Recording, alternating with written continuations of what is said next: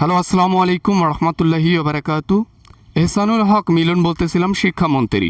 কে বলছেন আপনি? এমনি ডিপ্রেশনের মধ্যে আছি, ছাত্ররা আন্দোলন করতেছে, আমার পদত্যাগ চাচ্ছে। মাথাটা খারাপ করিয়েন না, ফোন রাখেন তো। ওয়ালাইকুম আসসালাম রহমতুল্লাহি ওবারাকাতু। আমি দীপুমণি বলতেছিলাম। আমার যখন এরকম বন্যাবাদী পানির সমস্যা হইতো, তাহলে ছাত্রদেরকে 2 মাসের জন্য ছুটি দিতাম। পরীক্ষা বড় কথা না, তাদের কষ্টটা আমি দেখতাম। আমি দীপুমণি। এই জন্য তো শিক্ষার হার এরকম ছিল। প্রতিটা কলেজের মধ্যে ম্যাক্সিমাম ছাত্র ফেল। শিক্ষার প্রতি কোনো টান নাই, কোনো কিছু নাই, নেশার প্রতি আসক্ত। কি জন্য? আপনাদের মতো মন্ত্রী থাকার পরেও এসব হয়েছে কেন? কারণ শিক্ষার কোনো মূল্য ছিল না আপনারা যখন ছিলেন।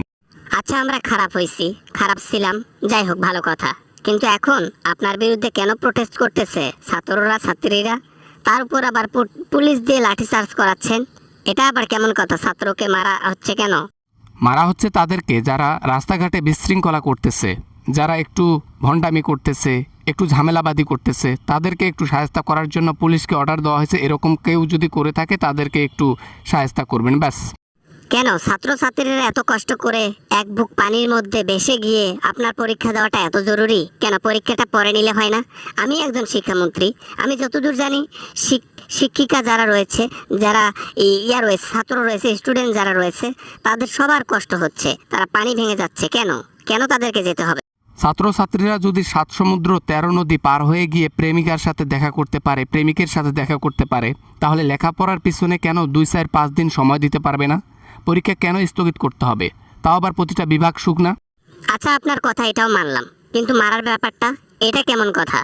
ছাত্ররা, স্টুডেন্টরা প্রোটেস্ট করবে, এটা স্বাভাবিক ব্যাপার, কিন্তু তাদেরকে কেন গায়ে হাত তুলতে হবে? প্রশাসন নামায় দিতে হবে? ছাত্ররা কি এমন করলো তাদেরকে শাস্তি করতেছেন? এমন ভাব নিচ্ছেন যেন আপনারা কিছুই করেন নাই। আওয়ামী লীগ সরকার আমলে থাকতে ছাত্রদেরকে গুম করে দিত, আরও কতজন ছাত্রকে উপরে পাঠাই দিয়েছে। আমরা কি এগুলা ভুলে গেছি? এখন কি চোরের মায়ের বড় গলা হয়েছে? আপনি আমাকে জ্ঞান দিচ্ছেন?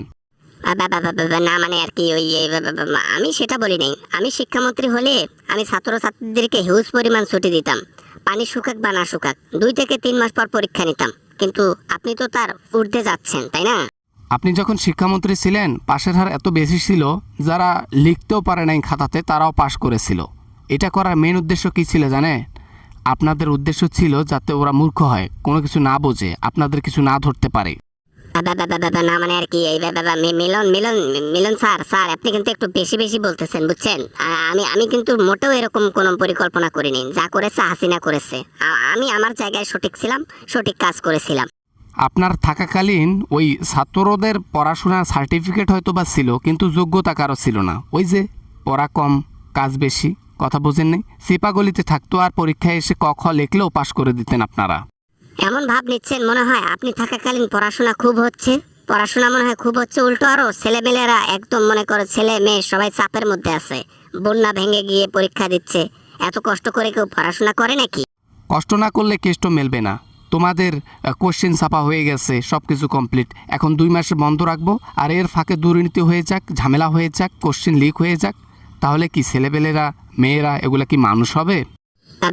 না, মানে কোশ্চেন লিক হবে কেন? আপনি আপনার বাড়িতে কোশ্চেন রেখে দেবেন, তাতে কি হয়েছে? কিন্তু এত কষ্ট করে তো পরীক্ষার্থীরা যেতে পারবে না। তাদের তো ঢাকা শহরের অবস্থা ভয়াবহ না? কেমনে এইভাবে বুক পানিতে ভেসে গিয়ে পরীক্ষা দেয় তারা?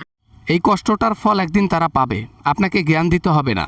যে কষ্ট করে তার জন্য সামনে সাফল্য ওয়েট করে থাকে। এটা নতুন কিছু নয়। যে যত বেশি কষ্ট করে তার জীবনে তত বেশি সে সাফল্য হয়।